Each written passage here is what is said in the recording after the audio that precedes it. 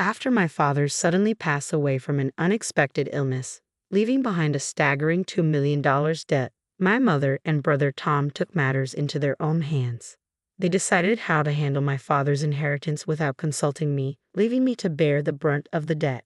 My frustration with them reached a boiling point, but the thought of their future struggles made me smirk inwardly. I'm Nancy, a 24-year-old single woman working as a nursery teacher at a daycare. I graduated from a junior college and have always lived at home with my father, mother, and my brother Tom, who is close to my age. Since childhood, Tom and I haven't gotten along. A graduate of a prestigious university, Tom looked down on me for my junior college education. His arrogance was matched by his frequent mockery of my modest personality and average looks. With your plain appearance and lack of impressive credentials, who would ever want to date you? He would sneer.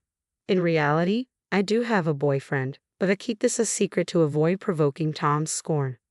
Though Tom's sarcasm used to sting, those days are long behind me. I now take great pride in my work as a nursery teacher, finding immense joy in interacting with children and watching them grow.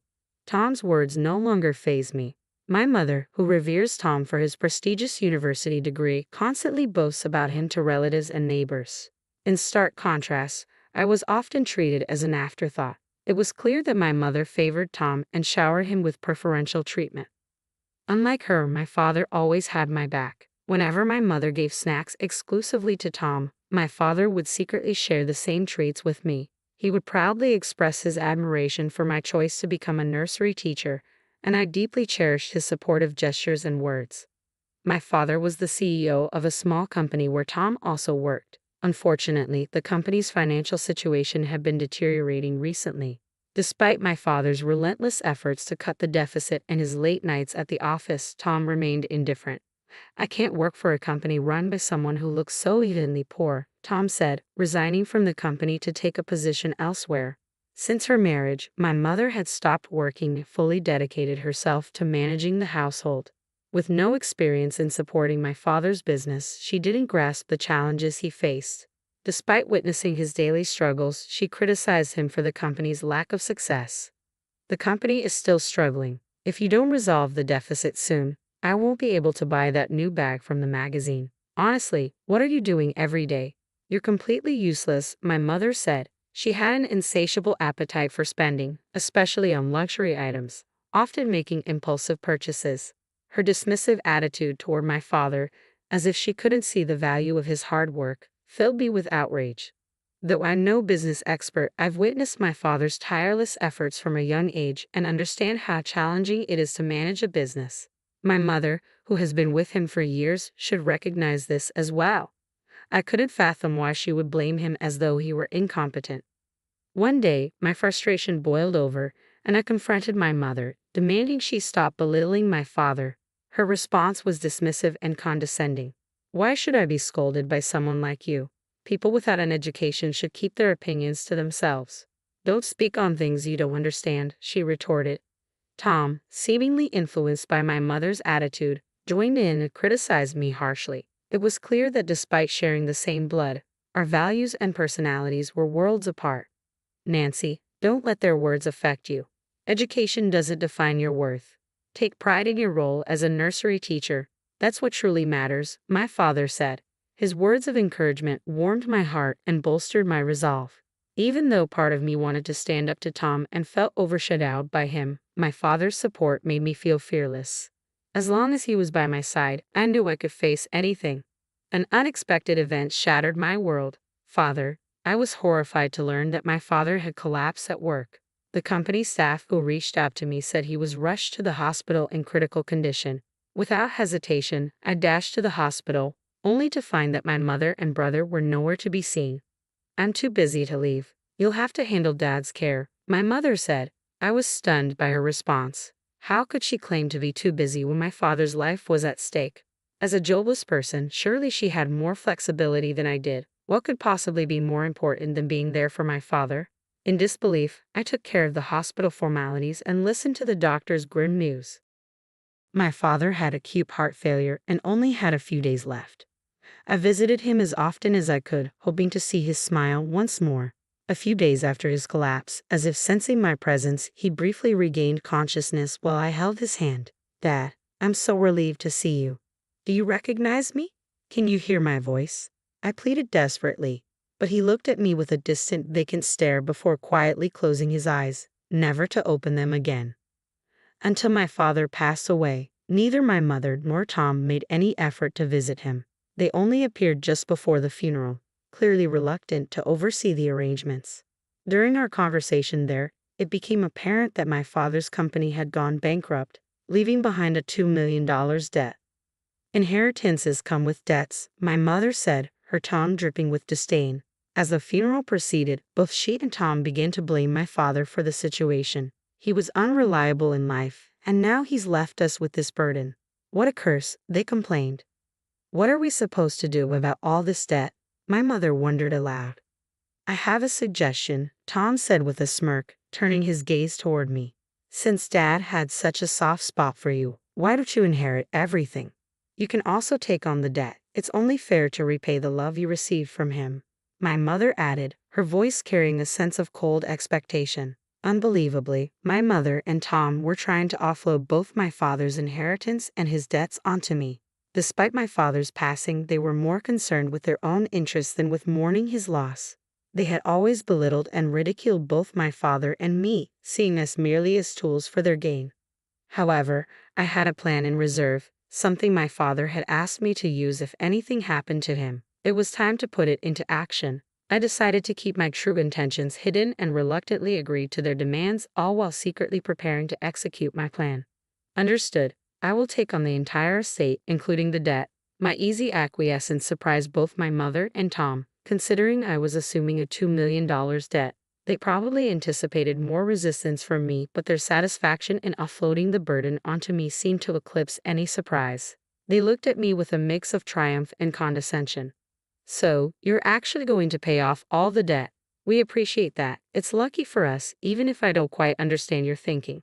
You really are quite naive, though. I suppose that's to be expected given your limited education, Tom said. My mother and Tom ultimately relinquished their claims to my father's estate. With no other relatives to contest the inheritance, I was the sole beneficiary. After my father's death, I moved out of the home I no longer wished to live in and began a new chapter on my own. It was then that I discreetly set my plan into motion. Several months after my father's passing, one day, what on earth is this? Tom, who I hadn't seen in a while, appeared visibly enraged, his face reddening as if he was on the verge of lashing out. His fury was likely triggered by seeing me emerge from a mansion that could only be described as extravagant. Why is Nancy, who supposedly inherited $2 million in debt and has such a low social status, living in a house like this? It was clear that this was the question Tom and my mother would be asking. Seeing your astonished faces is quite the reunion after so long. I'm glad to see you're doing well, I responded. Who do you think you are? Making jokes with no education. I want to know what's going on, Tom snapped. This is where I live. Is it really so surprising to see me coming out of my own home? Tom, growing increasingly agitated, advanced toward me. However, as a nursery teacher accustomed to lifting children daily, I had developed more strength than the average woman. Tom, who led a sedentary lifestyle and avoided exercise, was comparatively weak. I swiftly overpowered him and had him on the ground in no time. He looked utterly bewildered. As Tom lay on the ground and my mother rushed to his side, I smiled and began to explain. The reason I'm living here is because of the decision you both made to relinquish Dad's inheritance. Before he passed away, my father had been quietly building wealth through real estate to secure our future. Despite the company's debt, the market value of the properties increased significantly after I inherited the estate. I sold them at the right time, and even after accounting for inheritance taxes, the profit from the real estate exceeded $5 million. My father had anticipated this rise in value, which is why I took on the inheritance, despite the debt. Instead of using the proceeds to pay off the $2 million debt immediately, I first ensured that the employees of my father's company were fairly compensated. Additionally, I received a life insurance payout of $3 million. The amount was truly staggering. Wait a minute. Life insurance is usually paid out to the spouse, right? My mother interjected. It appears Dad changed the beneficiary to me, I explained. He had informed me of this while he was still alive. My father was deeply troubled by your harsh words and excessive spending. To ensure that his life insurance money was used wisely, he trusted me to manage it and change the beneficiary. I have a dream that I've kept to myself, one to support and nurture children facing economic hardships. With the funds from my father's estate and the life insurance payout, I built a large house that could easily be called a mansion. While continuing my work as a nursery teacher, I am also applying the real estate investment skills I learned from my father to steadily grow my assets. After explaining everything, my mother and Tom were enraged, their voices rising in anger. This is absurd. Why didn't you tell us something so crucial? If we had known about the real estate, we never would have let you inherit it.